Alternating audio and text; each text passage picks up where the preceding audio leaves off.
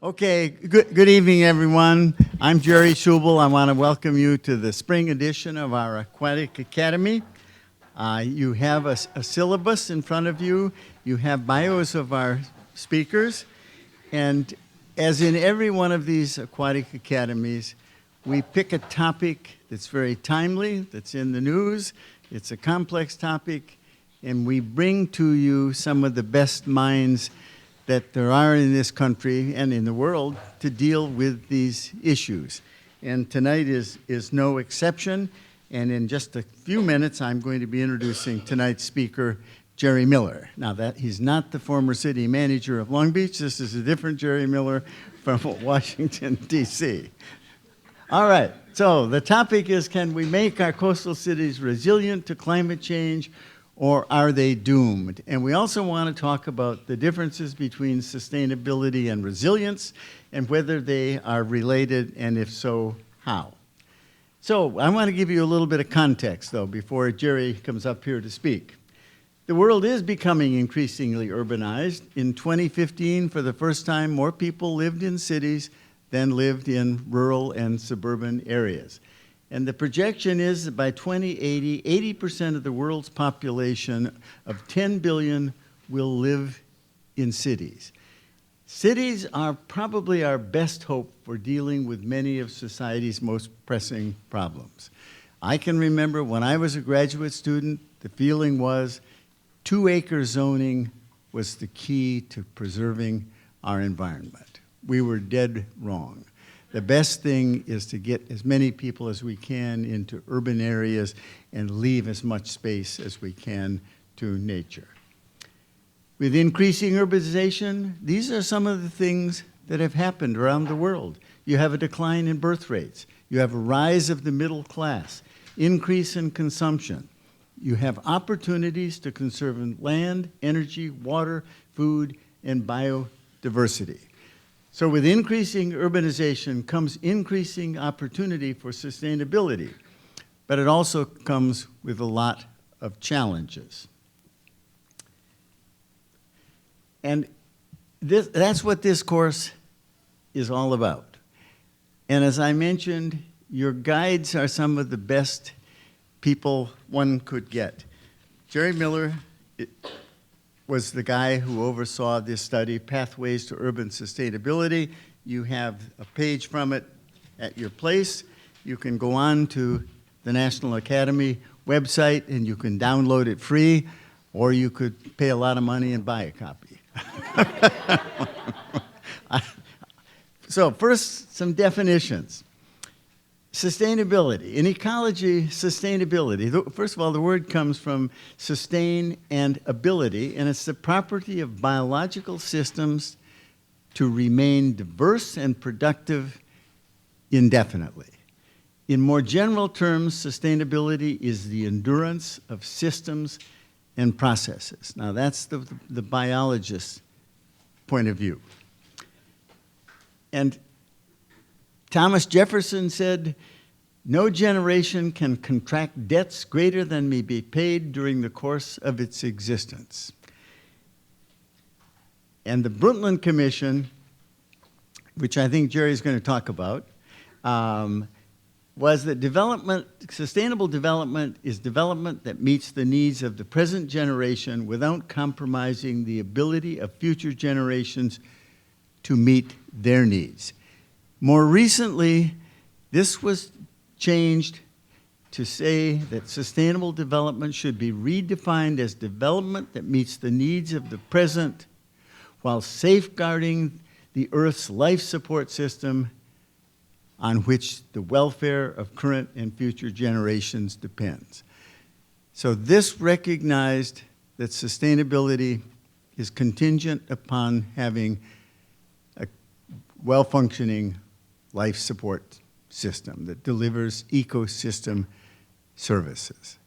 So all of those are elements of sustainability that we're going to be talking about in this course. Now, resilience.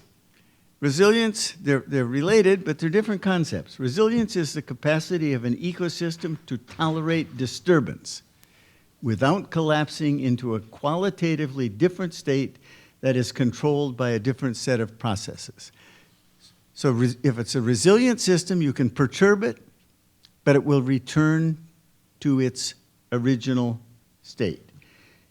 And Hollings, a very well-known ecologist, he said a resilient ecosystem can withstand shocks and rebuild itself when necessary. Resilience in social systems has the added capacity in humans' ability to anticipate and plan for the future.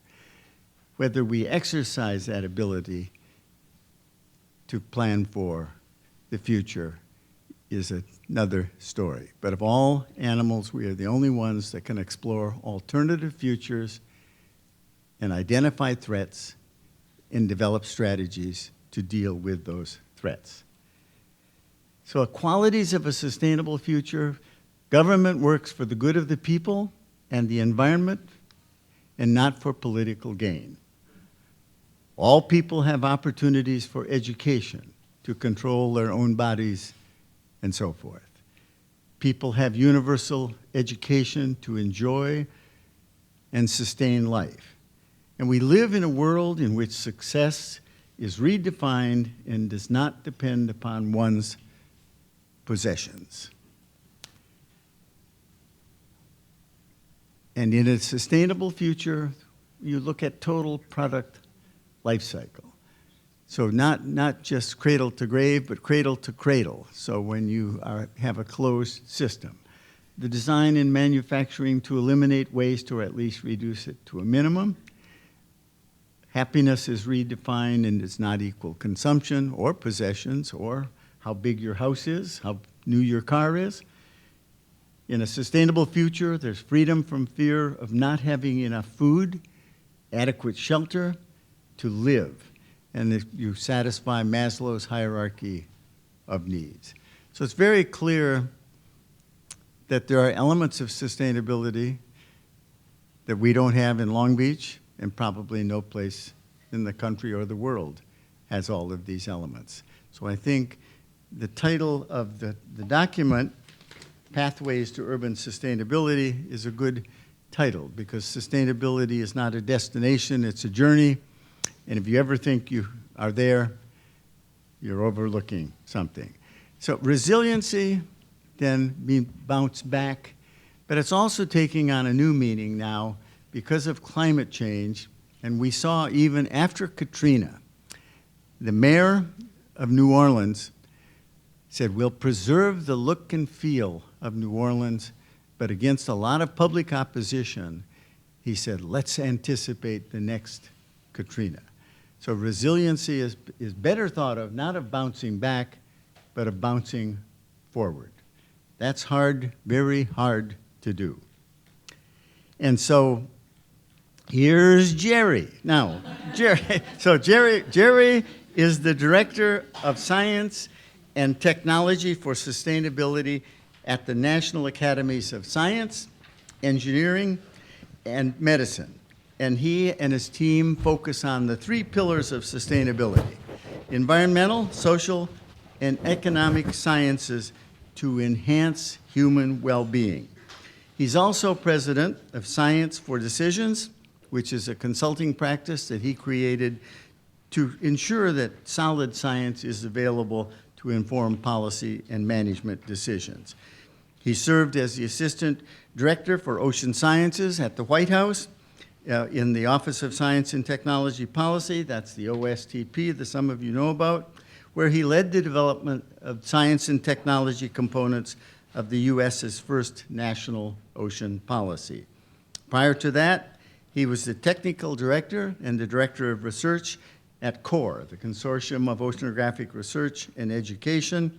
And he worked for the Navy, the Office of Naval Research. He was in the London office and then also in Washington. He when right out of graduate school, he went to work at Old Dominion University in Virginia. He's published widely in the peer-reviewed literature, and he's been recognized both in this country and abroad for his work, and he's received many awards. He got his Bachelor of Science degree, University of South Carolina, master's from the University of Rhode Island, and a Ph.D. in meteorology and physical oceanography from the University of Miami. Distinguished scientist, distinguished science policy expert, and he's one who moves gracefully between these two very different domains. And I've known Jerry now for many years, and I've had the distinct pleasure of working with him on some projects. Most recently, we worked together on ocean exploration. So please join me in welcoming Jerry Miller.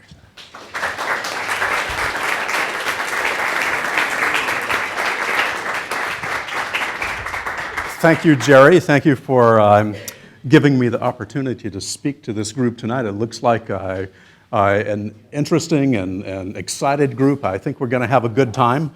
I should start by saying that the ever-inspiring Jerry Schubel has already inspired me to make a change to my presentation. Let's get it up on the screen here.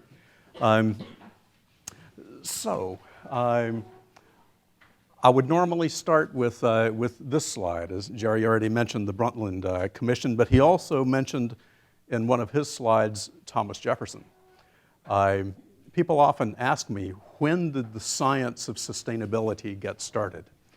And well, you can look back in history and find a lot of interesting elements that laid the groundwork for what we now think of as sustainability sciences. And I'll give you just one quick example.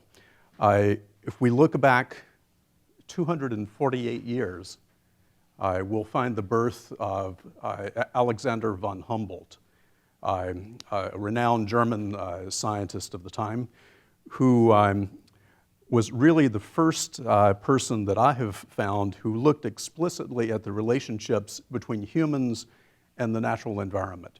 How we use the environment, how the environment influences us as humans in our societies and in our daily lives. Humboldt did research throughout Western Europe, a lot of South America, in particular in the Andes, in Mexico, and even a bit here in the US, where he came through Washington, D.C. and had a long and productive visit with Thomas Jefferson. That kicked off a series of correspondences between those two gentlemen on natural sciences and how human populations depend on them. So Jerry, thank you for mentioning Thomas Jefferson. But if we fast forward to 30 years ago, we'll find this report produced by the UN World Commission on Environment and Sustainable Development, entitled Our Common Future. This effort was led by Norwegian Prime Minister Gro Harlem Brundtland, who spent about 4 years with a talented collection of scientists and policymakers to generate what was really, in the modern day, the first focus on sustainable development. And Jerry has already quoted from that document in terms of definition of sustainability. This further resulted in activities around the world, which I'll get to in a moment, but I do want to highlight this distinction between resilience and sustainability. Jerry talked about that at some length. I like to think of it in a more succinct fashion, and that is that you really must be resilient to those short-term perturbations, which Jerry mentioned, if you are going to be sustainable in the long term. There are a number of examples that one can think of today that really highlight this. The example I like to use is the coast of Bangladesh, very low-lying area, often flooded. Storms tend to cause a lot of coastal flooding. There's continuous upheaval. As we look at climate change and the prospects of sea level rise, it's quite obvious that there are millions of people who live on that coastline who will not be living there some decades from now because it's going to be underwater. We talk about nuisance flooding here in the US. in cities like Norfolk, Virginia, and Miami Beach. They have nuisance flooding regularly, and along with that, given limitations of sanitary capabilities and so forth, they have routine outbreaks of cholera, they have dysentery, so many other issues that they are having to deal with week to week, month to month, that they are not succeeding at being very resilient, and therefore cannot even contemplate what is ultimately necessary, and that is moving those populations tens of miles inland. That's simply beyond their current financial means, it's beyond their governance means, because they are being hit by perturbations and are not succeeding at being very resilient to them. So you have to be resilient if you're going to be sustainable in the long term. We think of sustainability in various ways. I like to highlight the three components of sustainability: environmental, social, and economic. Those three spheres really have to come together to provide all the things that we as humans need on a day-to-day basis. And in particular, it's the intersection of those spheres.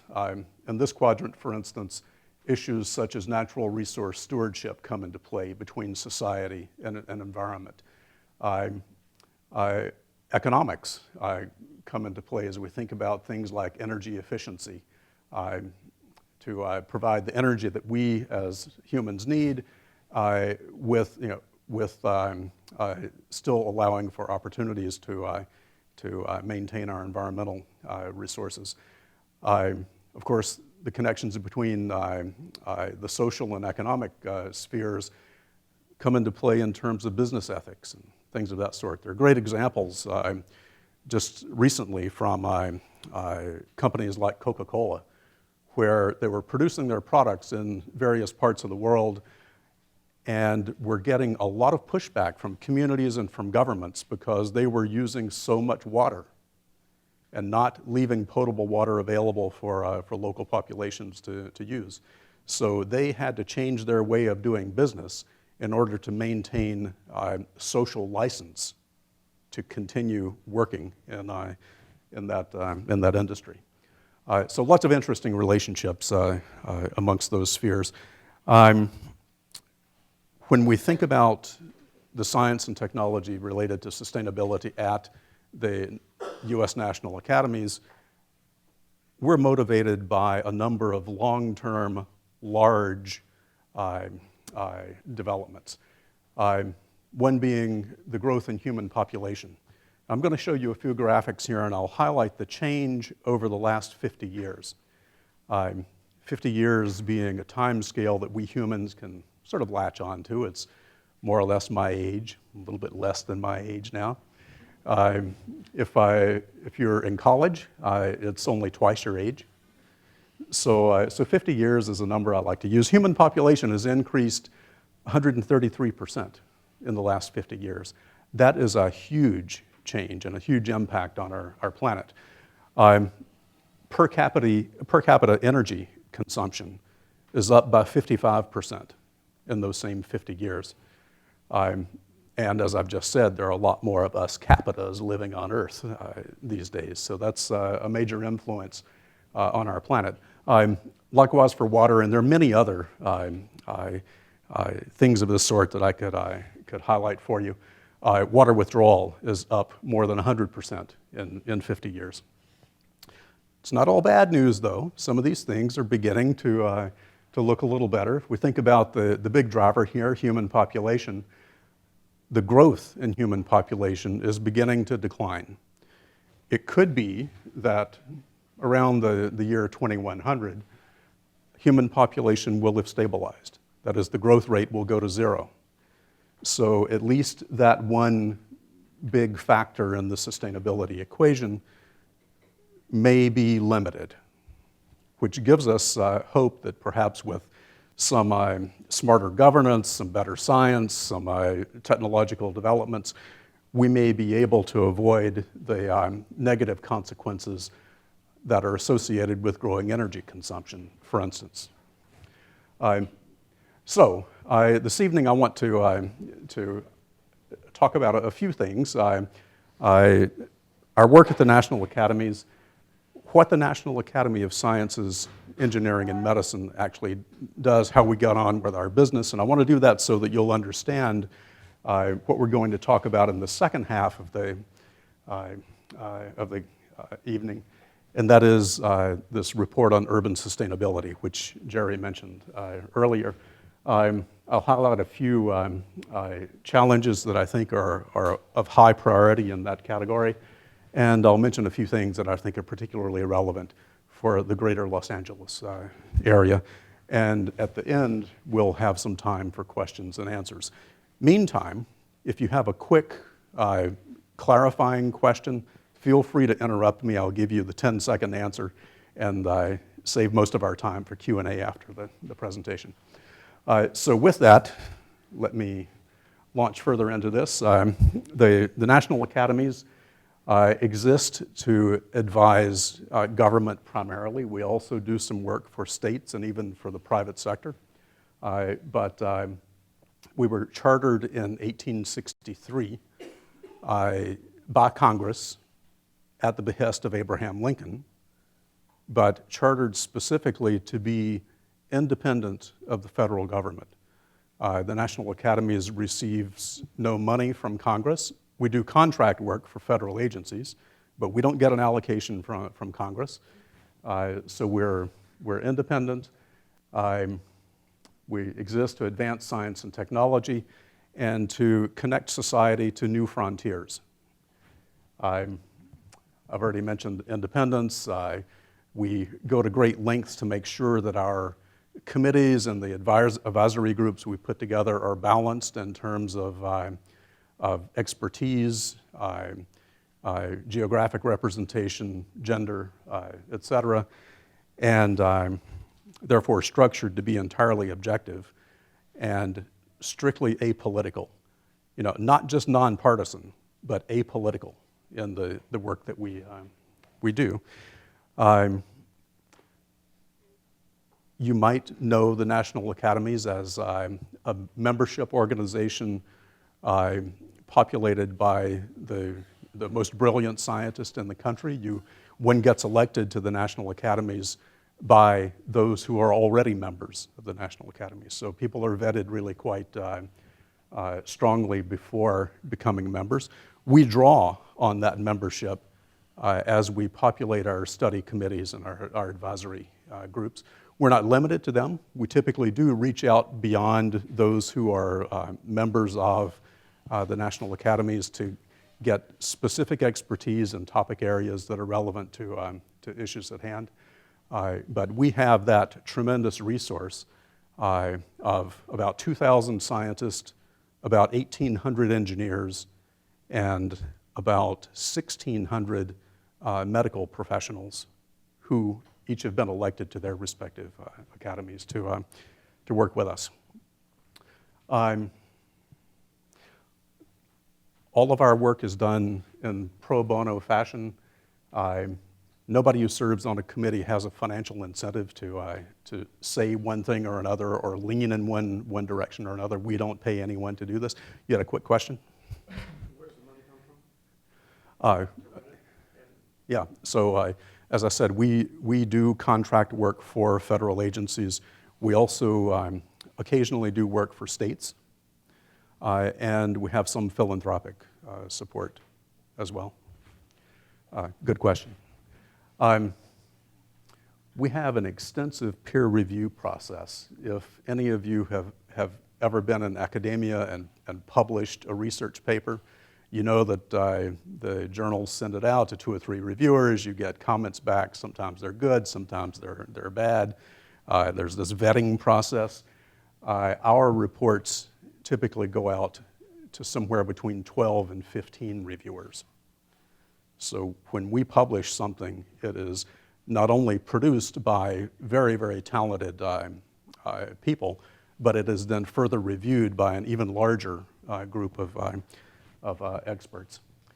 I've already alluded to the fact that there are 3 academies. The Academy of Sciences, created in 1863. Academy of Engineering, created in 1964, and the Academy of Medicine, established in 1970.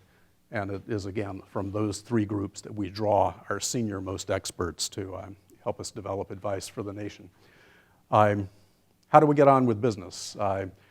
We have the so-called consensus studies, which I've been mainly alluding to here. These are activities that take maybe a year and a half or 2 years for a committee of experts to really dig into a subject and develop good findings, and from those findings to put forth recommendations.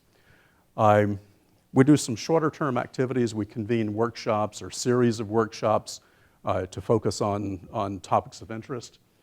And we also have some operational programs. I won't talk very much about these, but we have fellowships and associateships and such that we use mainly to bring the next generation of scientists into the fold. A study is defined in concert with the sponsor. You know, if a federal agency knows that it needs advice on some topic, they'll come to us saying, we think, we'd like you to look into this. We iterate with them on a statement of task, and then once we agree and once the agency sends us the necessary funds to support the activity, we get the process rolling. There are times when we on the staff or a member of one of the academies realizes that a particular agency needs advice, so we would develop a draft statement of task and then take it to an agency saying, look, we think you need to know about this. So it can start from either side of that equation. But the key thing is to define a statement of task. We then select a suitable committee of experts to delve into the task, and then carry out a series of meetings or information gathering exercises, and ultimately draft a report, which then goes into that extensive review process that I alluded to earlier. And at this stage, I'll pause to thank our host, Jerry, for having hosted us here in this very room about a year and a half ago as we were bringing one of our study committees to this area for them to gather information that ultimately made its way into the study that we'll talk about later this evening. Our activities in sustainability at the National Academies really started in the mid-90s, roughly a decade after that Brundtland report that we've already talked about, with a focus on the need for sustainable approaches here in the US. That study committee produced, this report, which we titled Our Common Journey. The UN report was Our Common Future. For the US, it was Our Common Journey Towards Sustainability. I focused on a transition to sustainability over about 2 generations. So these were really long-term, forward-looking recommendations. And after this report came out, the program that I now direct at the National Academies was created with the purpose of really making this set of recommendations come to life. So that is the S&T for Sustainability program. The goal is to contribute to sustainable improvements in human well-being by taking various actions. We look at the intersection of activities in those 3 spheres that I showed you earlier, the social, the economic, and the environmental. We often focus on activities that are cross-cutting in nature because we think that's where we get the most bang for the buck. And we make sure that everything is appropriately populated in terms of interdisciplinary interactions, because again, that's where we get most traction. And this isn't advancing, right? And because we are the National Academies of Sciences, Engineering, and Medicine, we focus in particular on those issues that have science and technology at their core. This program has 4 main components. which I'll talk about each quickly in turn. We have a roundtable of experts that advise us. They're kind of our standing body that helps us develop new projects, new advisory functions, new workshops, et cetera. And I want to highlight just a few of the people who, or types of people who are involved here. It's co-chaired by a member of the National Academy of Engineering. We have a member from the National Academy of Medicine, 2 members from the National Academy of Sciences, and a variety of representatives from major federal agencies. We have the director of the National Science Foundation. We have the Deputy Undersecretary for Science and Technology at the Department of Agriculture, the Chief Scientist at NOAA. This gentleman is now the acting Chief Scientist since the actual Chief Scientist recently resigned. We have the Science and Technology Advisor to the Secretary of State.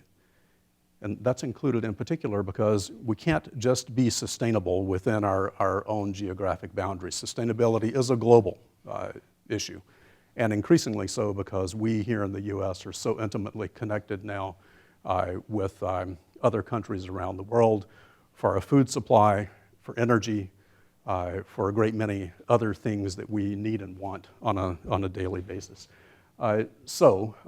I could go on and on about these individuals. A lot of talent here. I mentioned the director of the National Science Foundation. This gentleman from Portugal recently became the director of their equivalent of our National Science Foundation. And he was a member of the Urban Sustainability Committee that I'll talk about a little bit later. This roundtable has, of course, done a number of very productive things over the years. I'll highlight just a few here. In 2013 and 14, we had a series of events focused on the energy-water nexus. That started out as a focus on energy, quickly came to include water because energy and water are so closely intertwined with each other. It's obvious when you think about hydroelectric dams and so forth, but all other types of energy production require a lot of water as well. So those things are widely recognized, and there's a nice series of reports from each of those 4 events, and then a compendium of all 4 that you can download from our website, again, for free. Or if you want a hard copy, you can pay lots of money. In 2015 and 16, we took a different focus. We started looking at indicators and metrics for sustainability. If you're going to be sustainable, you want to take steps towards sustainability, how do you know what direction to go? And how do you know how much progress you're making? So we had an intensive focus on indicators and metrics for sustainability. And since then, sort of teeing off of those indicators and metrics, we've conducted a strategic planning exercise where we're mapping out new topic areas for the program to pursue over the next several years. And those are listed here. Sustainable manufacturing, and coupled with that, sustainable mineral extraction. That coupling, sort of like the energy and water connection, might not necessarily be obvious from the outset, but it really is a case of them being intimately connected, because increasingly our manufacturing is in the high-tech sector. Most things that are high-tech require what are called rare earth elements, minerals that are in short supply in nature. So sustainable mining and sustainable manufacturing really do go quite nicely together. We're going to focus on ocean sustainability, mainly because oceans have been largely neglected in in the sustainable development world. Some of you may have heard of the Millennium Development Goals that were put forth by the UN back in 2000. Oceans were not mentioned at all in the Millennium Development Goals. Now, in 2015, the next generation of goals, the so-called Sustainable Development Goals, were promulgated by the UN. 192 countries have signed on to those goals. And there is a goal on oceans. It is, however, the least well-developed goal. The science underpinning it is not nearly as strong as that which exists for many of the other goals. So we see it as our responsibility to have a focus on ocean sustainability going forward. And then thirdly, we have a general focus on those UN Sustainable Development Goals. So that's a preview of what's coming from this program in the next few years. The second element of the program is focused on early career folks. We call it our Network for Emerging Leaders in Sustainability. I see some emerging leaders in the room. Perhaps you'd like to get on our mailing list for this, this activity. Typically, our activities take the form of workshops or engagements with senior people in the field. In recent times, we've had Beth Kurtula, who was at the White House as the chair of the National Ocean Council, Kathy Witecki, who was a senior undersecretary at USDA, and Steve Koonin, who's now at New York University, but who was Deputy Secretary of Energy during the first Obama term. So we are continuing to entrain new talent as students become interested in areas that pertain to sustainability. And I'll mention just quickly, we produce a monthly newsletter. It comes out on the last day of every month. We have about 2,000 subscribers, and you are certainly welcome to become one of them. I've mentioned earlier sustainability studies and workshops. I'll now give you a few examples. This is the entire history of the Academy's sustainability program in a single slide. In the lower left corner, we have that 1990s vintage report, Our Common Journey, that I talked about a few minutes ago. And that really spawned a wide range of activities over the years. I've looked back on that history and organized it in what I talk about as 4 business lines. At the top, there's food security and sustainability. The second line is energy. The third is urban issues. And the fourth I call nationally focused activities. This is either national in the geographic sense. It might pertain to a single federal agency, but that agency's responsibilities throughout the geographic U.S., or in the other national sense, that is the whole of government sense. It might be an issue that is geographically limited, but a great many of our federal agencies have some responsibility for it. I won't spend a lot of time on this, but just to give you a little orientation here, those blocks that have the heavy black outline represent those consensus studies that I said take 1.5 years or 2 years to do. Those without the heavy black outline are workshops or series of workshops. So you see the energy and water nexus activities here. Those that are shaded in blue were conducted solely by my program at the academies. Those in green were joint with other elements within the national academies. And because sustainability is so wide-ranging, it's all of environmental sciences, all of social sciences and economics, we do have a lot of opportunity within our building to have good collaborative activities where we, from the sustainability side, bring in talent and expertise from other groups that are much more narrowly defined, but have great depth of expertise. So we look for those partnerships within the building, and those are indicated in green.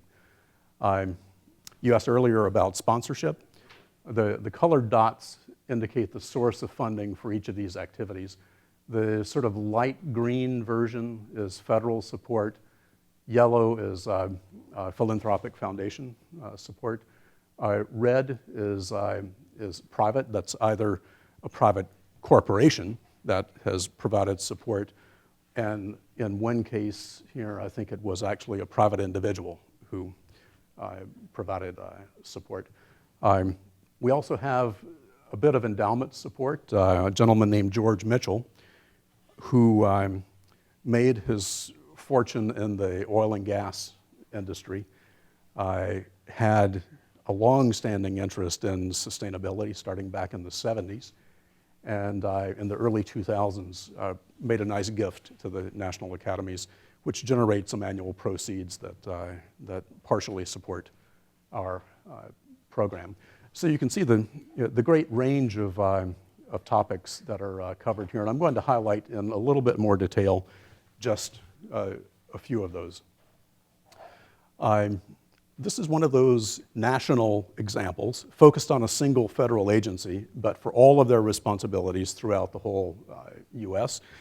The goal here was to develop a framework for the Environmental Protection Agency to help it solve complex environmental challenges, taking a much more integrated systems approach, so that they weren't just solving the toxic waste issue in one place and trying to deal with some other contaminant issues someplace else. So more a holistic approach for EPA, and they have found it to be useful and very effective for their purposes. This report's been downloaded almost 10,000 times by individuals or entities in more than 100 countries, and it's been cited more than 40 times in peer-reviewed publications. So this is an example of an Academy report that has gotten really pretty good traction, not only domestically, but internationally. This is an example, again, national, but in the whole of government sense. This was sponsored by a variety of agencies, 7 agencies here, a couple of philanthropies, and 2 private companies, focused on analytical frameworks for decision-making that would lead to more sustainable ways of doing business. One of our more recent reports focused on the food supply, the role of animal science research in food security and sustainability. This is basically all about protein production from animals who live on land. There is, this is for Jerry's benefit, a small piece on aquaculture in this report. Not enough, in my opinion, especially not enough given the potential for the U.S. to be a bigger player in the aquaculture arena. It is a bit more recent, so doesn't yet quite have 10,000 downloads, but about 4,000. But it's gotten greater international reach, 140 countries. At least one individual in 140 countries have downloaded it. The largest number of downloads, naturally, was here in the U.S. By people who work for the Department of Agriculture. And for reasons that I don't yet understand, the state of Wyoming. It was a really hot item in the state of Wyoming. They produce a lot of beef, I guess. Is that individuals in the state or Yeah, it's aquatic state? it is people who have a state of Wyoming email address. So they work for the state, but we don't have any way of knowing in what capacity. I've I mentioned that we also do workshops in addition to those year-and-a-half or 2-year-long studies. Just 2 examples here from our metrics and indicators activities. Again, these are downloadable from our website, where we focused on how you go about measuring progress towards sustainability, and with that, identifying knowledge gaps that need to be filled by future research and technological developments. In January of last year, we brought together a number of experts at a meeting just down the road here in Irvine to look at this issue of transitioning towards sustainability. I mentioned earlier that late 90s report, Our Common Journey, envisioned a transition to sustainability in a couple of generations. We thought it would be nice here now 15, 20 years later to take a look. What kind of progress are we making? We should be roughly halfway there if we are on track. Well, there's a mixed message coming out of this. Yes, there's been some progress. There's a lot more development that needs to be done. We think there's some useful advice in this extensive workshop report. And it's getting a bit of traction, a couple thousand downloads, almost 100 countries. Interest from federal agencies, interest from Argonne National Laboratories. And again, I don't know exactly why there, but perhaps it has to do with the energy piece. And the California Department of Transportation. So anyway, I'm going to pause here. We'll take a little break. I'll answer quick questions now if there's something that needs to be clarified, but we'll have our main Q&A session at the end of the evening. Anything at the moment?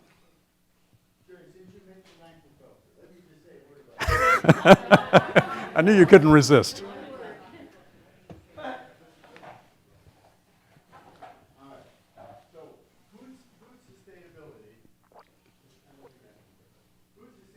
is a big issue. UN says we need 70% more food by 2050. Mm-hmm. If you look at agriculture across the world, we now use more than half of the Earth's ice-free. This doesn't work. We use more than half of the Earth's ice-free land surface for agriculture and 70% of the water. And so when you think about producing 70% more food, present strategies are not scalable. And one of the biggest offenders in all of this is beef cattle. Yep. You have to ask, how many of you have had a hamburger, a quarter pounder in the last 2 weeks? I have. Nothing better than a quarter pounder with a slice of onion, some spicy brown mustard. But that quarter pounder takes 500 gallons of water. You can raise 250 pounds of beef on an acre. That's a terrible use of land. Plus, it's not very good for you. On the other hand, we gave you seafood for dinner because we want you to live a long time.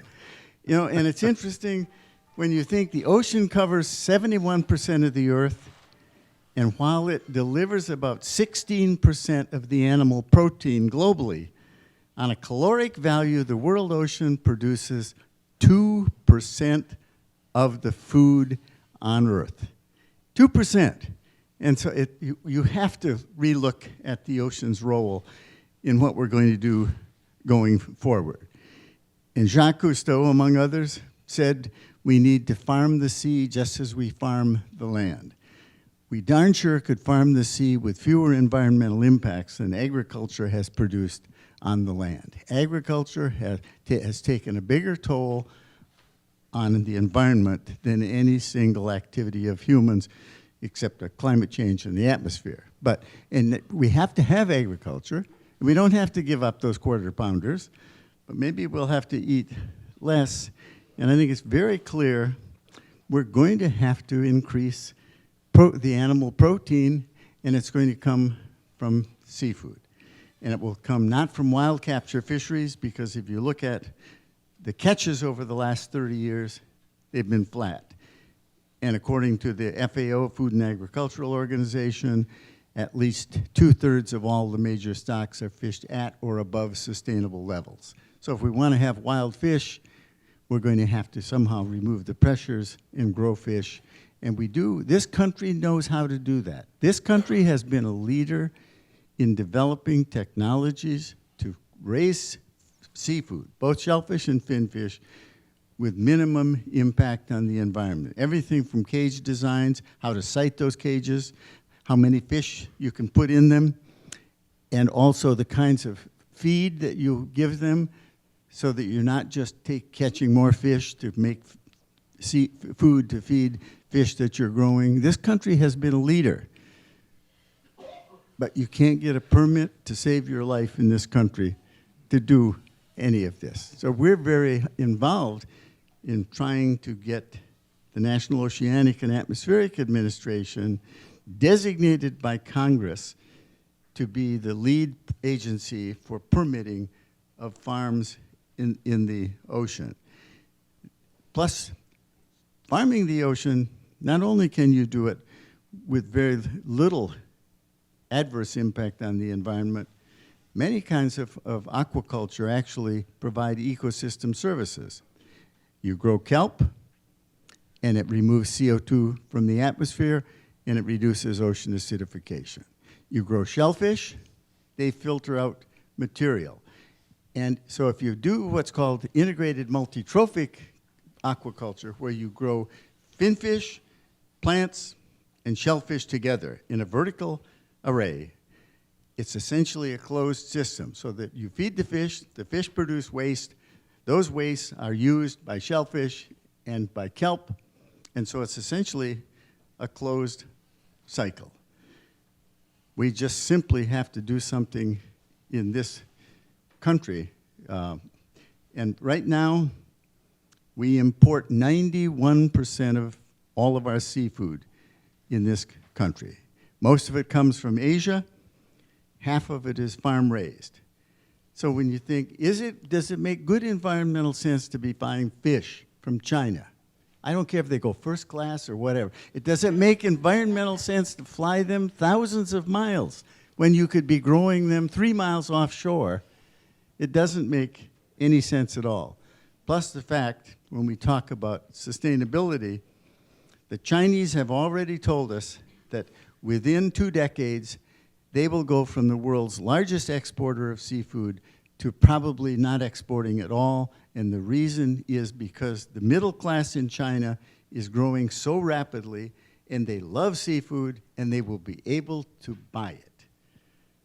So when you think about sustainability, food security, food sustainability, and healthfulness, plus there's no source of animal protein that is as healthful to all of us as seafood.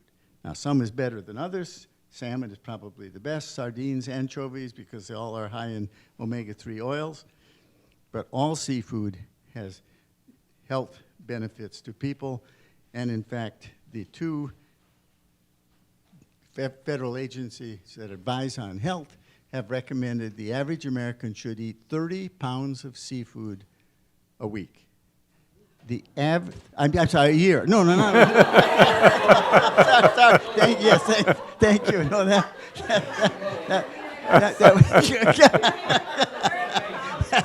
thank you. 30 pounds a year. That's more than twice the annual consumption of seafood in the United States. We eat, on average, about 15 pounds. There's no way that we could get to 30 pounds with the present situation. And it's interesting if you look at by country. Some countries like Japan, they don't eat 30 pounds a week, but they but they eat more. They eat a lot more than we do. And if you look at the average lifespan in Japan, it's greater. You can make a nice chart. The people who eat the most fish live the longest. So as we take a break, we'll tell them we'll go get some fish, right? Anyway, Absolutely. But before we let them go, Yes. I'm going to add a footnote All to right, what you've okay. just said. Not only do we need to think more seriously about how to permit and incentivize aquaculture, we need to think about the perverse incentives that exist in our current system that drive our protein production towards things like beef cattle. And I'll give just one quick example here. I was amazed to learn about a year ago that we export hay to Japan and China. You know, how can so it does California. possibly make? last year we Yeah. had 1 million acres in cultivation of alfalfa. It was Right. mostly exported to China Right. to feed the cattle Exactly. that belch out methane, Right. aggravate climate change, and then Right. yeah, it doesn't make sense. Yeah. So we need to be smarter all around on both sides of the protein equation. Yes, we do. So, but if the cattle are the worst, pork is less bad than cattle in terms of efficiency of going from feed to meat. Chickens are actually very good. Chickens are close to fish. They're not as good as fish in terms of the efficiency of converting feed to meat. But if you're going to eat meat, those signs you see, those chickens, whatever that. Cal saying eat more chicken. Those are smart chickens. Larry, Kangaroos are actually very low impact for a beef-like meat. But consensus studies, does that equal a meta-study in terms I would understand? I'm not sure exactly what you mean by a meta study, Of but all the studies that have already been done. well, sometimes our consensus studies may take that form if all of the information that's necessary to answer the questions before a committee actually exist in studies that have already been published. And it becomes a matter of gathering and summarizing, gleaning information from those pre-existing published studies. There are often times, however, when you might have holes in the information base that you need in order to address the issues. In those cases, some actual original research is done by members of a consensus study committee, and then based, at least in part, on their own results, findings and recommendations are generated. there's a great dislike for minority reports. That's right. There's always a desire to have unanimous agreement among members of a committee, and most often that is obtained. Every now and then, there will be a member who has strongly held beliefs, who may, in fact, I don't know if Jerry has actually done this or not, but there can be a dissent report. But even then, a dissent has to be very well thought out, very well written up, cogent, and worthy of publication. And those multiple reviews, 12 or 15, the committee is obligated to respond to every comment, even if it's Yes. an inane comment. That's right. That's right. On the urban report that we'll talk about in a few minutes, we had 292 individual comments, which had to be addressed before the report could be finalized and published. And the other thing I think that's interesting on the balance, Yeah. it doesn't mean that you balance biases. So say a little bit about that, because the feeling is if you don't have Yeah. a bias, you probably don't know anything.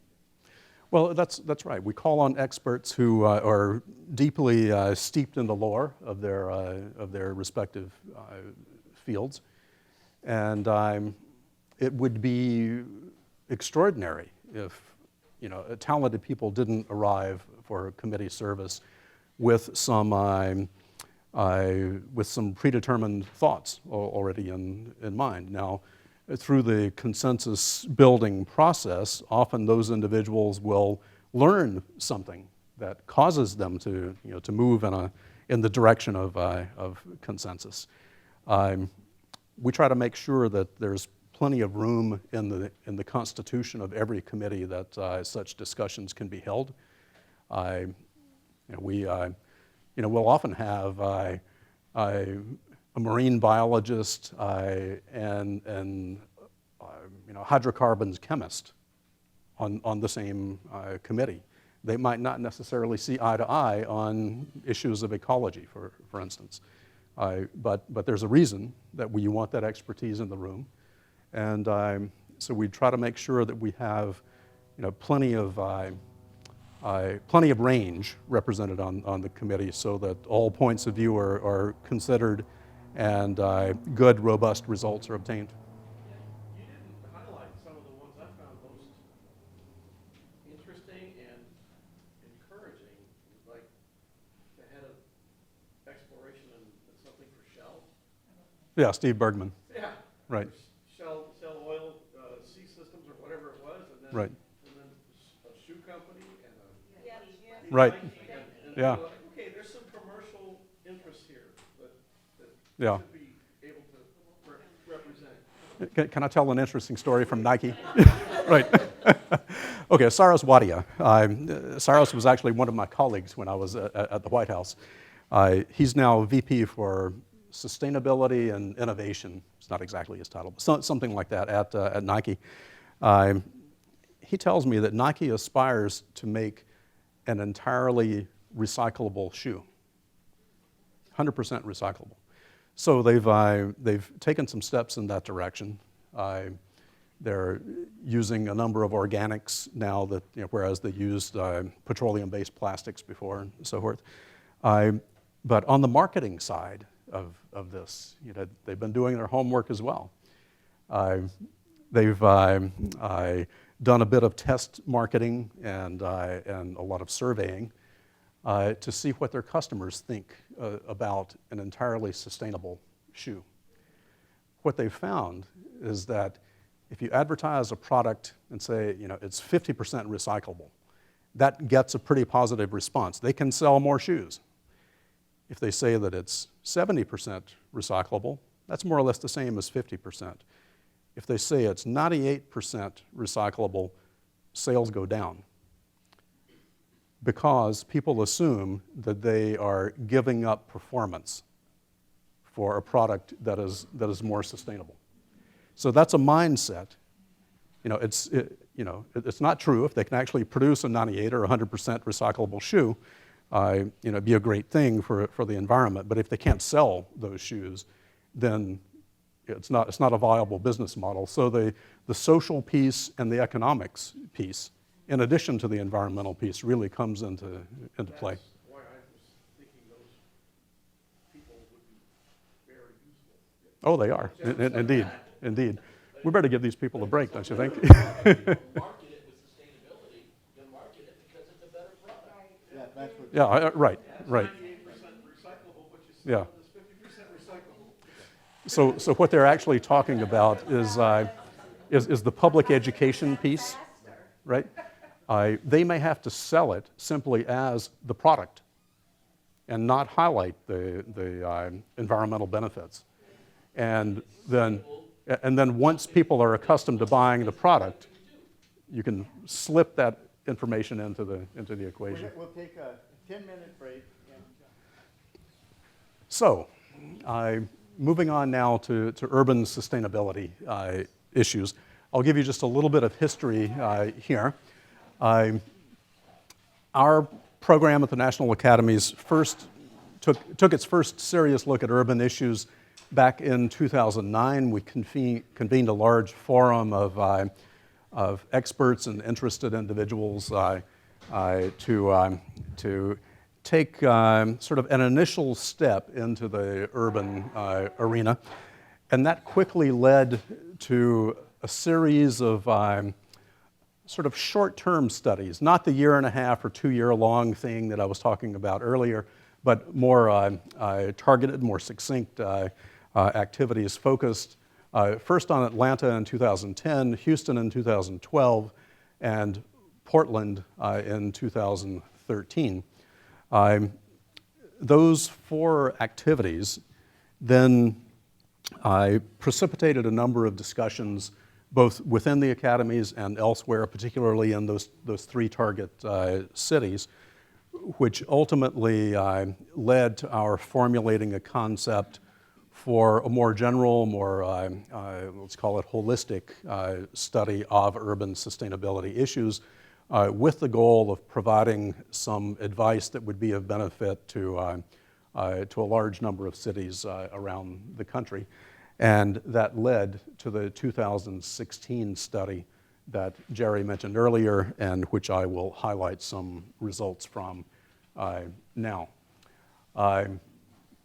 You have in your packet of information on the tables what we call a one-pager. It's actually 2 pages, front and back, that briefly describes the study and lists the 10 recommendations that the committee generated as part of this study. So you don't have to read it now. You can take it home with you and absorb it in your own good time. But I will try to give you a few highlights from it now. First, we've talked a lot about the experts who put these reports together for us. I want to tell you about this talented collection of individuals. Linda Katihi, the now Chancellor Emerita of UC Davis. Some of you may know her by reputation. She's trained as an engineer. She's a member of our National Academy of Engineering. Was a superbly capable leader of this committee's efforts. Charlie Brannis from UPenn is an expert in policy for public health. Marilyn Brown from Georgia Tech has expertise in energy systems and transportation. John Day from Louisiana State University is the big picture guy. He brought us expertise on what we came to call the global constraints. You know, there's only so much oil in the world. There's only so much water available. What are those global constraints that limit what cities can expect to accomplish? Paulo Ferral, I spoke about earlier. He's currently serving as the director of Portugal's National Science Foundation. Susan Hansen, a member of the National Academy of Sciences from Clark University, is a leading expert in transportation issues. Chris Hendrickson from Carnegie Mellon, another member of the Academy of Engineering, is sort of an urban engineer, water systems, buildings, things of that sort. Suzanne Morris-Mumma, University of Virginia, is the sort of urban metabolism person, all the things that flow in and out of a city to keep the humans fed and satisfied. Amanda Petrie-Hayes from Vancouver led the city of Vancouver, Canada, led their sustainability planning process a few years ago and saw the initial phases of its implementation through to meet their first round of milestones. Karen Sito from Yale was our international expert. She does most of her work in the Far East, especially on the rapidly growing cities in China. And it was from her that I learned an amazing fact. In the 3 years between 2011 and 2013, China poured more concrete than the US poured in the previous 100 years. That's how rapidly China is urbanizing. Ernest Tollerson from the Hudson River Foundation brought us expertise on social justice and environmental justice. And Ray Zimmerman from New York University had great depth of expertise in New York City and its struggles with sustainability. So a wide-ranging group of experts with great depth in a range of issues that are important for developing advice in the urban setting for sustainability. So I alluded a couple of times already to the statement of task that we put together as we're designing projects and as we are approaching sponsors for financial support. I'll run you quickly through the task that became the charge to this committee. So you'll see a little bit about how the study was structured. So fundamentally, it was to conduct a study to understand how sustainability practices could contribute to the development, growth, and regeneration of major metropolitan regions. Regeneration because we realize that we are where we are. Cities have grown and developed the way they have, so we have to explicitly recognize that there is a starting point. We're not starting from scratch. So regeneration of major metropolitan regions in the United States. And secondly, to provide a roadmap that incorporates the social, economic, and environmental systems that are necessary for success in the urban setting. And then to create a blueprint that other regions, other cities with similar challenges and characteristics can take advantage of. We defined a number of focus areas. We wanted to maximize benefits of whatever investments or changes that are made, and also manage the trade-offs. There's an explicit recognition that if you change something in one sector, that may have consequences for other sectors. And secondly, to better integrate science, technology, and research into sustainability efforts. We want to bring the latest thinking, the latest and best evidence to bear as we advise cities on how to do better in the future.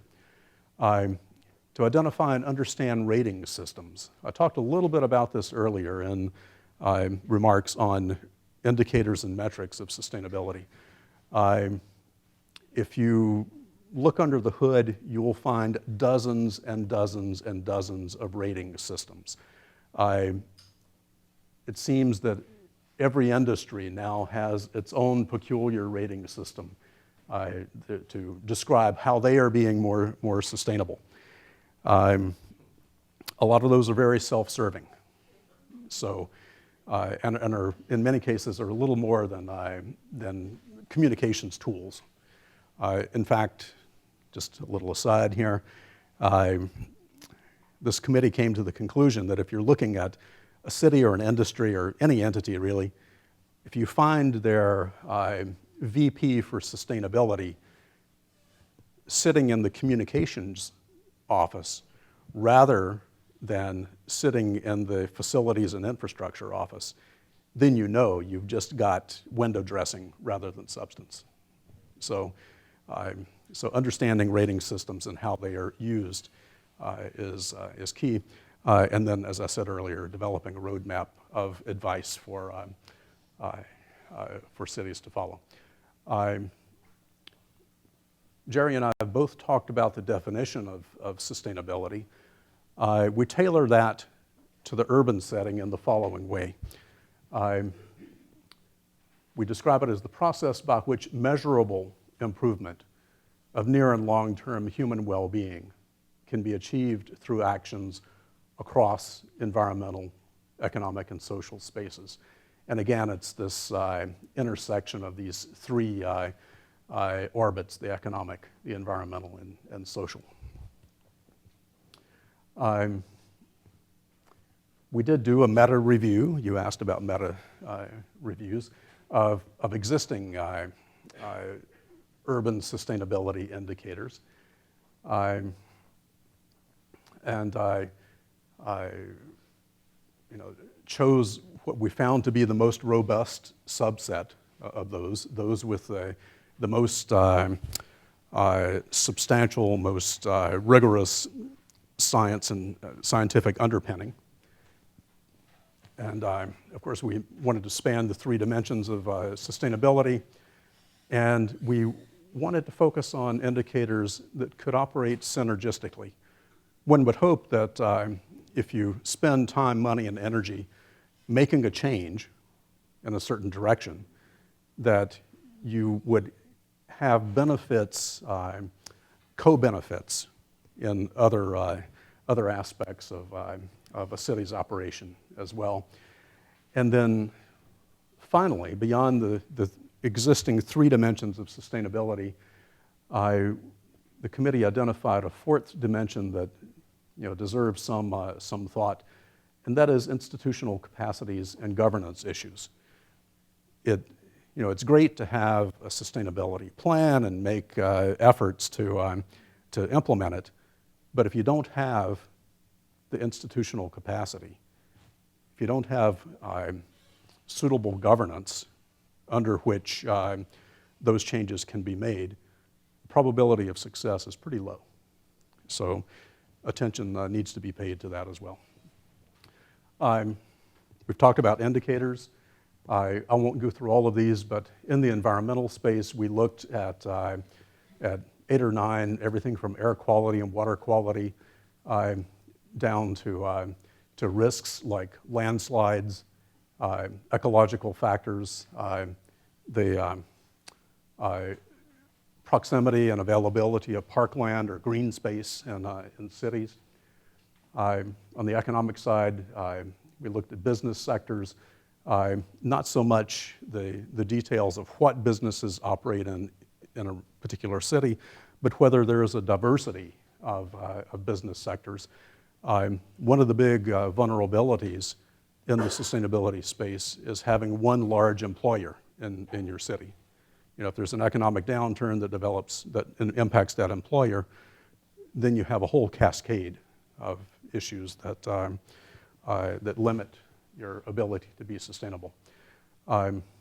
Finances, unemployment, public infrastructure, et cetera. On the social side, we've talked a lot about population already. Population density is a factor. Demographics, et cetera, poverty and wealth, social justice, and environmental justice pieces were all looked at as part of this committee's work. And based on a focus on 9 different cities where those indicators were considered as fully as the committee could collect data and information on them, they outlined 4 principles that this committee thought was really important for getting on with more sustainable activities in the urban setting. The first is to recognize that the planet has biophysical limits. The planet can only support so many people. Part of our job is to make that available resource more useful in more economical ways to as many people as possible. And secondly, that human and natural systems are tightly intertwined and come together, particularly in cities. Thirdly, urban inequality undermines sustainability efforts. It's really hard for a city to grow its economy if it has allowed its infrastructure to crumble. It's hard if you have a large population of people in poverty. Businesses don't want to locate to areas, so your economic base dries up, your tax base dries up. We've seen that happen in lots of cities around the country. The fourth principle is that cities themselves are highly interconnected with each other. We are intimately connected across the world now, but particularly within this country. Commerce between cities is flowing at high levels every day. So cities are intimately interconnected economically, socially. Jerry and I were talking earlier about where our respective family members live. We're all over the country now. So socially, we're interconnected, and that means that cities are connected as well. A roadmap to urban sustainability. A lot of cities have made pretty good progress. Portland touts itself as being a highly sustainable city. Vancouver, Canada is generally considered to be one of the world's greatest achievements in terms of sustainability. But many other cities really haven't gotten started yet, so we wanted to provide them something of a simplified roadmap for how to get on with business. So the first step is creating a basis for even articulating a roadmap. So adopting those simple principles that I listed for you a few minutes ago, looking internally at your own city and identifying opportunities and constraints, and then, as I said earlier, trying to prioritize activities that give you co-benefits. You know, if you invest in one area, you would hope that that causes improvement in other areas as well. So with a simple start like that, you can design and implement particular actions. Work on catalyzing and engaging partnerships with stakeholders. Stakeholders could be your businesses, it could be your trading partners in other cities, and the public, of course. And you need to set some well-defined goals and then targets and indicators that let you know whether or not you're achieving those goals. And then strategies that are suitable to and responsive to the needs in your particular city. So this has to be tailored to your particular locale. And then you have to figure out how to identify data and information that's needed to keep these processes on track. And finally comes implementation of your initial plan. And that naturally involves the public as well as private sectors.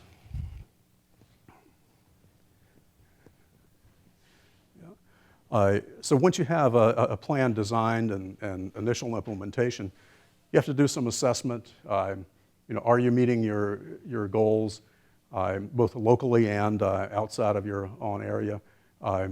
Needs to be a way to ground truth activities and develop further public buy-in.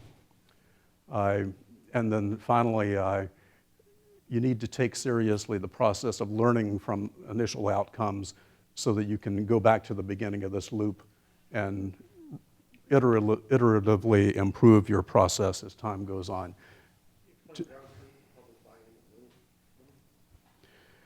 Yeah, so if you have a specific goal for your city, you need to define very well what the current state of affairs is.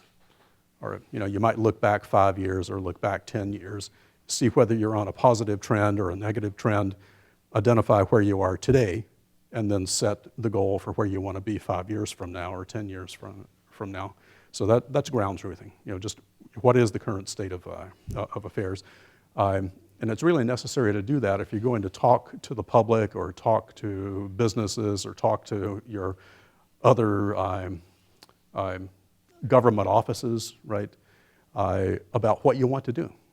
Because if there is going to be investment, there has to be buy-in and support for an investment. Or even if it doesn't cost more money, there has to be buy-in to whatever change you want to make. So to us, probably sitting in this room, this doesn't look too complicated. But a lot of cities around the country, especially those that have never, for instance, thought about having a sustainability officer, this is entirely brand new to them. They simply haven't thought about the most basic things. So we wanted to provide that in this report. The cities that we took guidance from are listed here. Now we started out with a much longer list of cities, 35 or 40, and we wanted to span, I think it was something like 24 different parameters. Coastal versus inland, large cities versus medium-sized cities, Rust Belt versus not Rust Belt cities, some cities that appear to be successful at sustainability efforts and others that appear to be not so successful. So you'll see, those characteristics and many more if you think about these cities.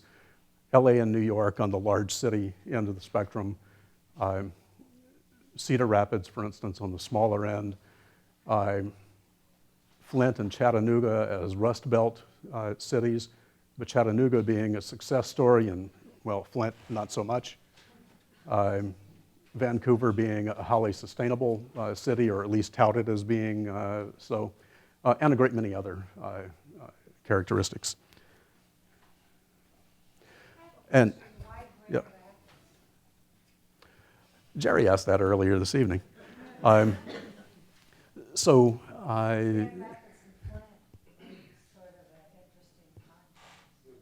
well, yeah, so we were looking for contrast in various ways. It happens that one of our committee members, the one from University of Virginia, had done a lot of work in Grand Rapids. So we had kind of some built-in expertise there, and it provided nice contrast, not only against Flint, but some of the other cities as well. So that gets me to this graphic, which is one of the ways that we went about comparing these cities with these so-called spotter graphs. You see around the periphery here some of the characteristics that we considered, things like financial health or public safety or ease of work trip, things that are either important to health or important to livability or the financial aspects of cities. So the area, the shaded area, the bigger it is, the more sustainable the city is compared, this is all normalized to the US average. So let me show you now the 9 cities, and you'll see the differences. So inside the solid curve is the city at hand. The upper left is Los Angeles. The dashed line is the US average. So it might surprise you that LA is among the most sustainable cities. The thing that it's least good at is drive time to work. Yeah. However, New York is even worse. Yeah. Yeah. I mentioned Flint being perhaps not so sustainable, and that certainly comes out quite clearly in this sort of analysis. Others are kind of skewed, like, let me see if I can pick out a good example here. Well, Philadelphia is all kind of, better on the left side of this graphic than it is on the right side. Cedar Rapids is the opposite. So they're both more or less equally sustainable by this measure, but for really different reasons. And I won't go into all the intimate details here, but I will tell you a story about Chattanooga. Back in something like 1965 or 67, Walter Cronkite on the 6 o'clock news announced that Chattanooga was the dirtiest city in America. And Chattanooga had a nickname at that time. It was called the Two-Shirt City. And that's because businessmen would go home at lunch to change their shirts because the air pollution was so bad that their white shirts were dingy by noontime. And so that was because of all the heavy industry in the city of Chattanooga. So that was a wake-up call. Walter Cronkite was Chattanooga's wake-up call. Let me stop here. Does anyone in the room not know who Walter Cronkite was?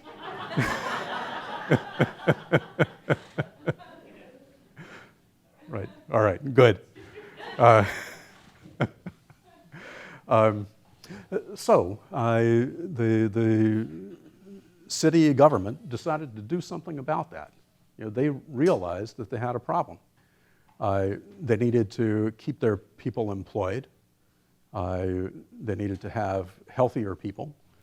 So they decided to make some changes. And one of the prime drivers, and I hope I don't get too far down anecdote land here, but one of the prime movers behind Chattanooga's revolutionary change was a guy named Davy Crockett, the great-grandson of the Davy Crockett that you might have grown up reading about. He's still around. He's a force of nature. He's still a big mover in Chattanooga, and yes, he wears the hat and right. So interesting guy and a real success story. Chattanooga still has some challenges. Air quality is still not where they would like it to be, but the city is a lot cleaner. It's a lot greener. People are moving there. Young people are staying when they graduate from college. It is a changed city, and Jerry can tell you all about their waterfront development, including a tremendous aquarium that they've built. Lots of other stories that could be told, but I'd better move on a bit here. I should also say that you can only represent so many parameters on a graphic like this. There were at least 10 more that figured significantly into the analysis done by this committee, and on which they based their recommendations. Question in the back? How's public safety measured? I'll have to refer you to the report for details, but it's a combination of crime statistics of various types, major crime versus petty crime and so forth, sort of rolled together into a single number. Yep. What kind of time frame, for example, with Chattanooga, Mm-hmm. from the time that Walter Cronkite made his statement, and then you end up with Rock the way it is now? Are we talking, what time frame is that? How long? So Cronkite made his statement 50 years ago. Oh, Yeah. Now, they initiated their efforts around 1970. It took some time for their plans to fully get put in place. So maybe that brought you to the late 70s or maybe 1980, at which time they could demonstrate to the public benefits, and from that point on, it became easier for them to make positive changes, and they're still continuing that today in various ways. So it's not like you have to wait 50 years to get some benefit, but you do have to have a wake-up call and get started. Better move on here. So I want to run quickly through the 10 findings and the associated recommendations. Now, these are on the handout that you have in front of you, so in fact, I think the description is maybe a little bit longer for the recommendations than what I've included on the slides here.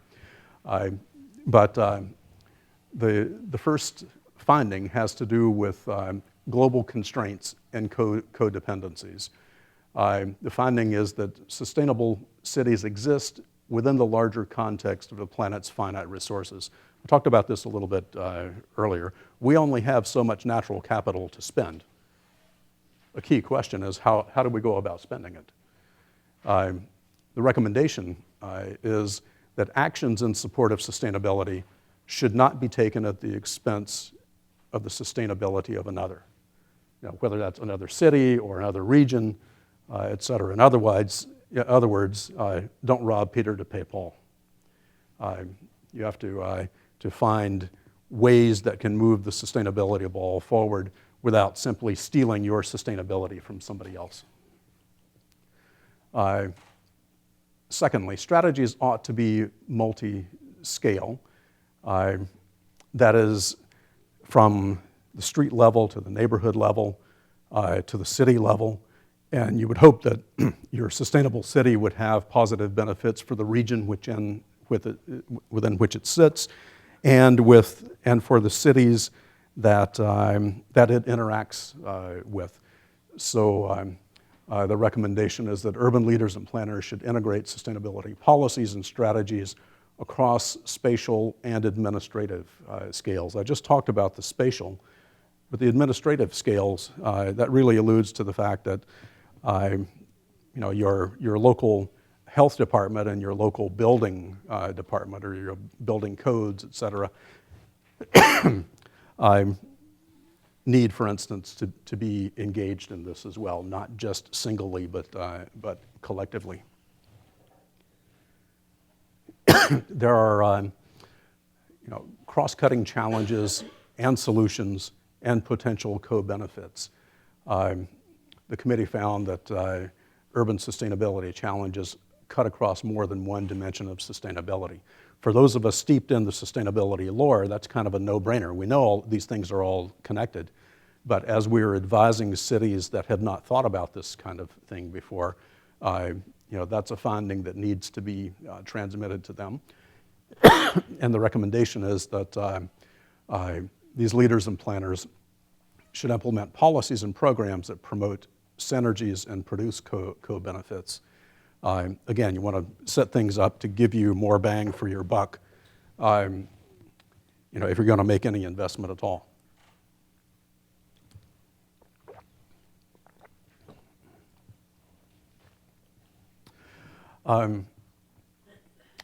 So there are some shared challenges and there's some unique challenges. There are no two cities that are alike. Every city has some unique characteristics. But likewise, there are elements that your city would share with at least some other cities. So the recommendation is that the leaders and planners should look to cities with similar economic, environmental, and social context and political context. This is the governance piece, the fourth dimension that I said earlier that the committee added, to understand and affect strategies going forward. Learning lessons from other cities, those that have made some progress in sustainable directions, really is necessary, and it's definitely true in the political context. It's really hard to get governments to take pennies out of one pot and put those pennies in a different pot in their budget. But that's what's necessary if you want to make certain of the changes that will move your city in a more sustainable direction. And I'll take an aside here to give you an example of that. One of the things that we learned from talking to county managers and mayors and so forth in the process of conducting this study is that many cities, including Los Angeles, is spending a large and growing fraction of its budget on health care for the indigent population in emergency rooms. Homeless people tend to get their health care at the last minute when their medical conditions have gone really badly, and they get that care in emergency rooms, which is the highest cost place that you can get health care. So it's a huge and growing problem for lots and lots of cities around the country. But to get governments to take money out of the health care pot and put it in the housing pot so that you can take homeless people off the street and perhaps make them more healthy and less prone to using emergency rooms is a hugely politically difficult task. So one of the strategies is to look at cities that have actually taken that leap and see how they're doing.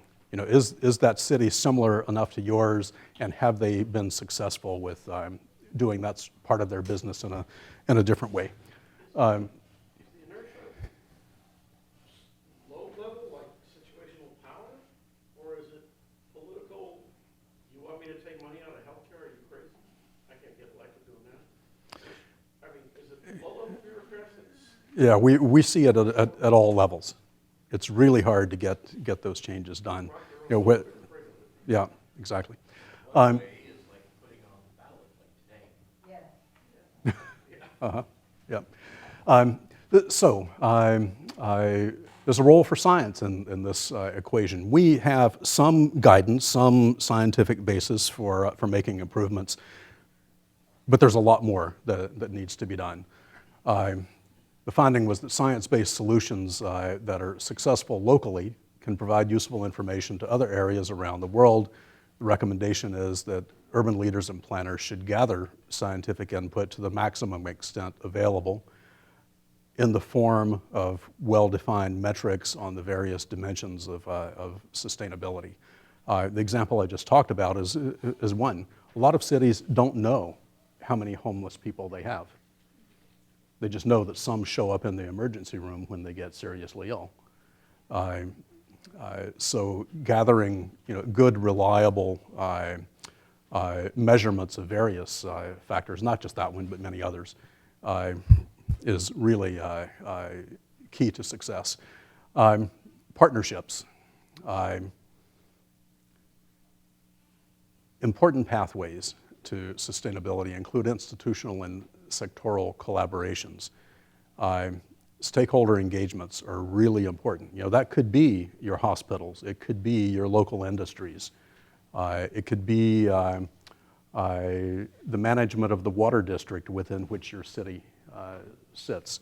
Lots of different dimensions to this. Planning. I talked about the roadmap process earlier. But the observation was that cities that have a cohesive plan with a bit of dedicated funding behind it, and who have set themselves up to measure their progress, are those that make substantial progress towards sustainability. So the recommendation is that you got to get a plan. Again, it seems kind of like a no-brainer to a lot of us, but if you don't make a plan and start working on it, you're not going to make any progress. So getting cities to take that first step is really important. I talked a little bit earlier about environmental justice and social issues. We found that reducing inequalities supports sustainability. It allows businesses to thrive. It allows your education system to operate more efficiently and productively. So social justice is a key part of this equation. We talked earlier about measuring progress.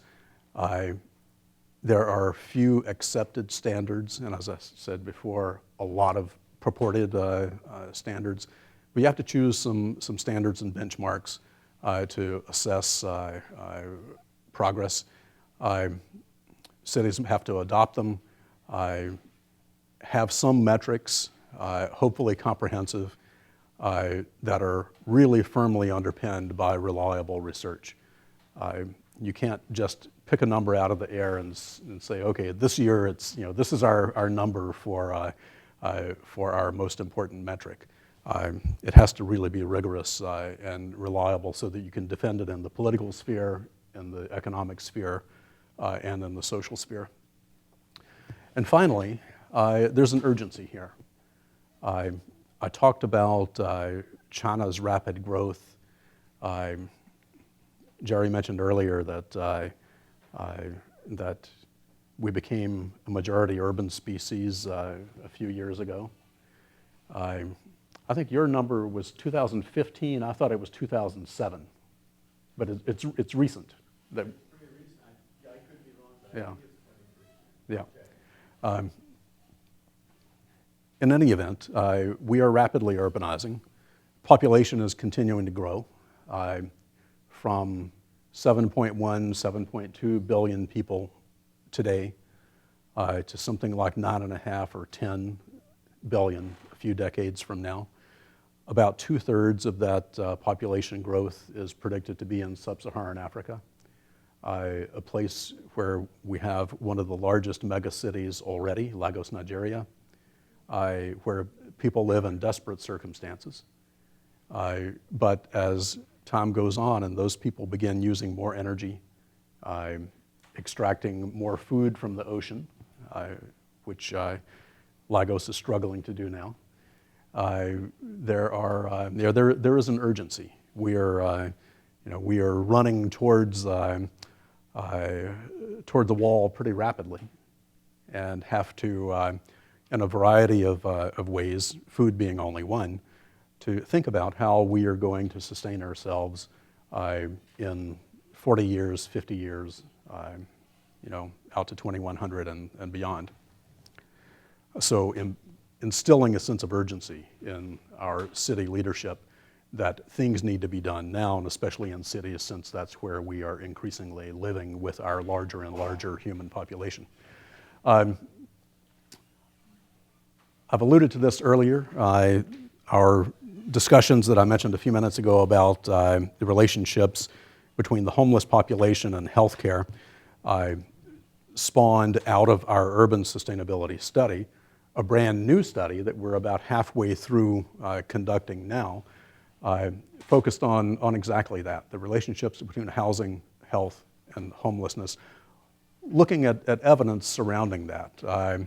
There's this idea that if you house homeless people, then they're going to be healthier by virtue of the fact that they're housed. They might also have access to things like, excuse me, because they would have an address, they can get an ID card. With an ID card, you can get access to things like Medicaid, and therefore more traditional means of health care. So you can follow this chain of logic to a point where you might actually expect to spend the same or less money by housing people than you are spending by providing them emergency care in your local emergency rooms. That's a concept. It's not well proven. This committee is looking into the evidence behind that, and in fact digging deeper than that, because in cities where housing programs have been tried, there are lots and lots of different varieties of housing. Some are, just putting people in housing and nothing more. Some provide housing with some basic level of social services. Some even go further by providing medical facilities in the housing structure itself. So many different varieties of things that cities are trying to innovate on, that there's not yet a clear-cut answer. But this committee of experts is looking in detail at interventions that various cities have tried, policy options for providing the necessary funding, and in particular a concept called permanent supportive housing, which turns out to not be permanent but long enough term that it's thought perhaps people can get over the impediments that are making them homeless to begin with. Really interesting multidimensional study. We hope to have that finished by later this year. I want to turn now in just the last bit of our time together to some challenges. We've talked about the interconnectivity already of various dimensions of sustainability: energy, food, water, et cetera, and the need to take sustainable approaches to that triad of issues. Closely related to that is the need for diverse and healthy ecosystems. Jerry is more of an expert in this than I am, but ecosystem services that we humans now use really, I think, are underappreciated and need to have a lot more focus put on them. the resilience of communities to extreme events. We opened the night by talking about the difference between sustainability and resilience. I gave the example of what's happening in Bangladesh. You can see examples of this in our own country. Coastal flooding in Louisiana has resulted in some communities now deciding to move to the north of New Orleans. They're moving to high ground. We've already had a few small villages on the coast of Alaska fall into the ocean because the sea ice isn't there anymore. The permafrost is melting. Land is eroded away. So those are extreme events that have resulted in irreversible change. Developing resilience in the short term so that those communities can become sustainable in the long term is a key goal. And finally, there are challenges in the arena of human health and well-being. Agricultural practices we've talked about already with respect to our food supply and other issues. Let me not dwell very long on some of the things mentioned here, but there are community efforts that we've talked about in the urban setting, efforts to enhance our prospects for sustainability are better when we assess our stocks of various determinants. The development of technologies and tools that will allow us to live better and with less of a footprint on the environment, et cetera. And I want to mention just a few key things that won't be much of a surprise to you folks. As we think about key challenges, particularly for the Los Angeles region, of course, we think about water quality and supply. We think about drought, which is, of course, plagued parts of California for a long time. And then, of course, most recently, the opposite of that, the Oroville Dam fiasco. And there's another example of where policy and management really come into play. I don't have personal knowledge of what played out over the many years that the Oroville Dam was in place, but clearly, something in that equation needs some attention. And so when you might think about drought, there's also the issue of flood and unexpected rapid impacts, such as the one that some of you folks were facing recently. Air pollution we've talked about. Luckily, things are a little better here in the LA area than they were a few decades ago. And of course, urban sprawl continues to be an issue here. And these were all widely recognized by members of our study committee as we were thinking about Los Angeles. We took it as a very positive sign that LA has a sustainable city plan. As I said earlier, many cities don't. They haven't taken that first baby step towards being more sustainable.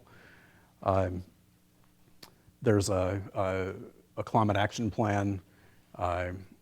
There exists in the local government a combination of regulation and policy instruments that are being brought to bear, as well as some technological innovations. With respect to Long Beach itself, Jerry's well aware of the Resilient City initiative and its focus areas, many of which we've touched on here this evening. And finally, Santa Monica often seems to be out in front of everybody else. They have a Sustainability Bill of Rights. Not quite sure how that's going to sell in most other places, but there it is, an example of a city that is giving it a try. We'll see what happens there.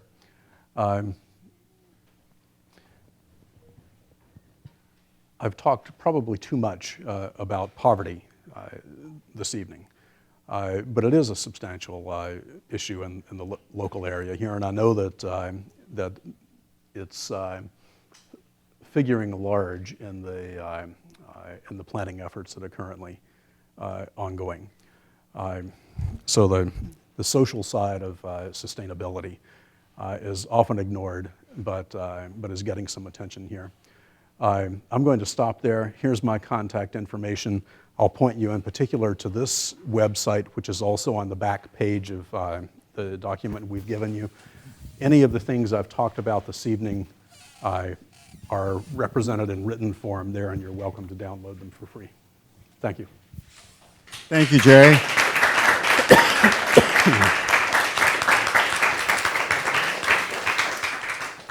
We could take a couple of questions or comments if anybody has something. Yes, go ahead. When you consider sustainability of Southern California, how do you look at the water issue? Do you then go beyond the borders of Southern California and look where the water is coming from to make sure that that's going to be a sustainable source for the future?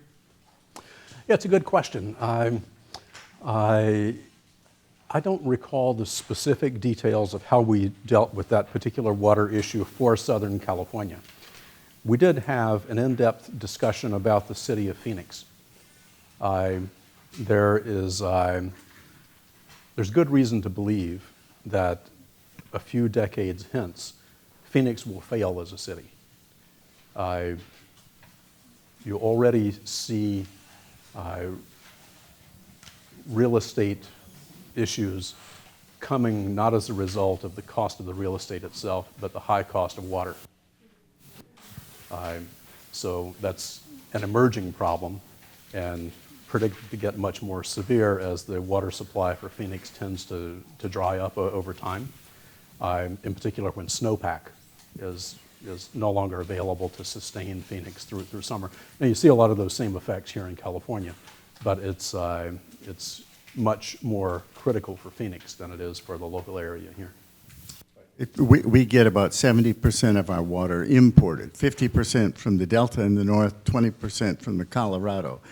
And to the best thinking is that neither of those is sustainable at the levels that we now get those waters. And the trouble is, we've had all this rain recently, and so everybody relaxes. That's not the new normal. Right, drought's over, right? Over, yeah. Yeah. Well, I have to ask this practical question in this climate. You mentioned taking money out of health to put it into housing.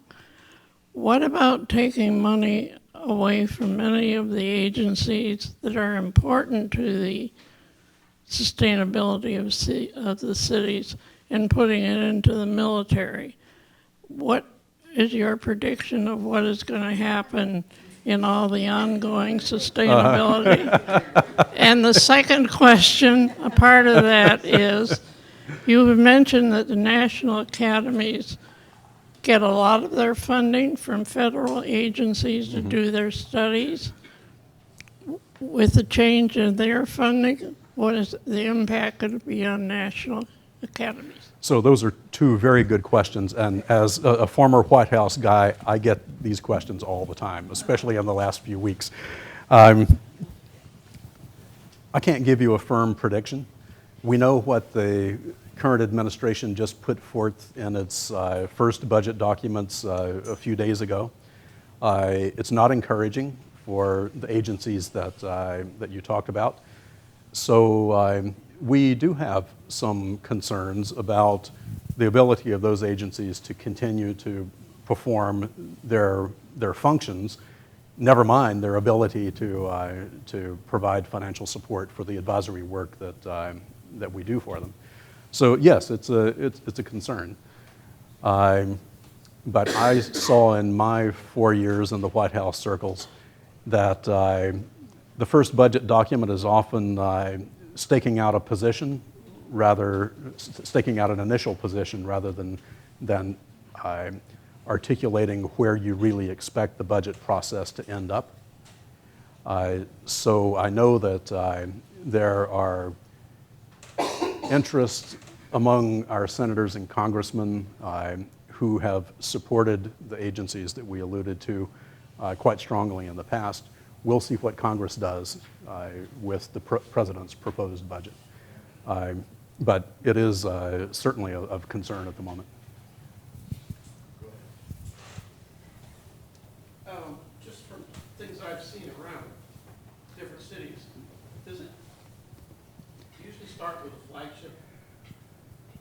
project, like the High Line in New York. Mhm. Yeah. There's things going on in Indianapolis, the river burned in Cleveland, Mhm. you know? I lived through that, and the Right. river in Lake Erie got a lot cleaner really quick. Is there, you know, is there a seminal event or a flagship project, and how important is the new entrepreneurial spirit and social force compared to the political inertia and stuff? So there's now an aging bit of advice from the political circles that says never waste a good disaster. So the river burning in Cleveland is a good example of that. The Deepwater Horizon oil spill in the Gulf of Mexico is another.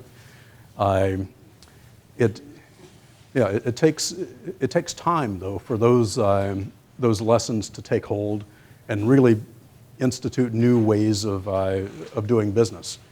You do see some local changes come quite rapidly, like in Cleveland.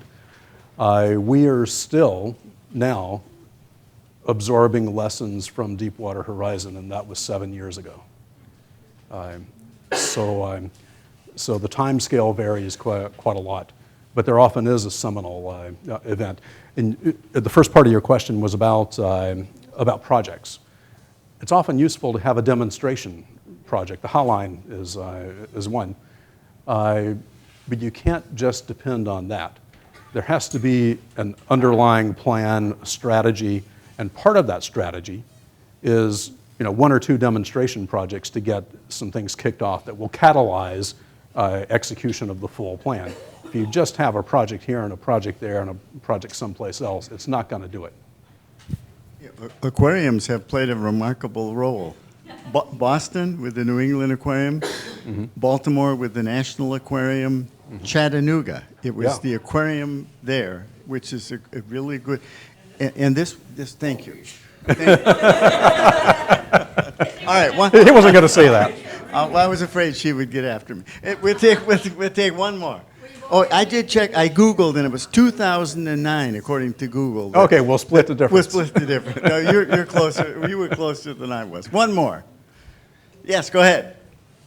Has any thought been given in your analysis of how cities can improve their sustainability to the actual political structure of local government? For instance, in LA County, there's something like 98 different cities, I think.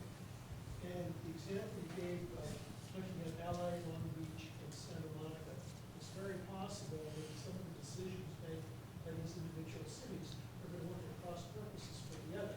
For example, should LA pass this initiative, allowing more money for homeless people, there's a real good chance that once those programs are implemented, a whole lot of homeless people from Long Beach to Santa Monica and the Valley are going to, Valley's part of LA, but from cities other than Los Angeles, are going to find their way to LA and just exacerbate the problem.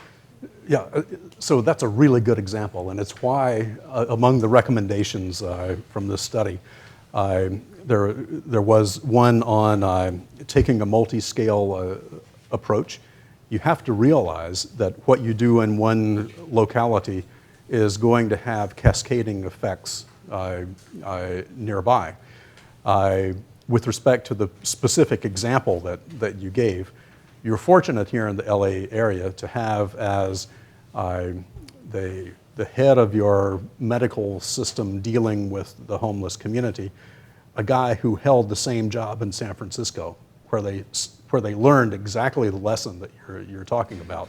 So they're trying to be a little more holistic, a little smarter about how they get on with that business here in LA. Right. Building cities, it takes time. If you look at Yeah. Chicago, the two Mayor Daley's, what they did to that city. Are term limits a problem? We were talking Joe Riley, Charleston, he was a Yeah. mayor for 25 years. Tommy Menino, Boston, more than 20 years. Buddy Cianci in Providence, Rhode Island, for 20-some years. Part of the time he was in jail when he was the mayor. He was a better mayor when he was in jail than most mayors are when they're walking the streets.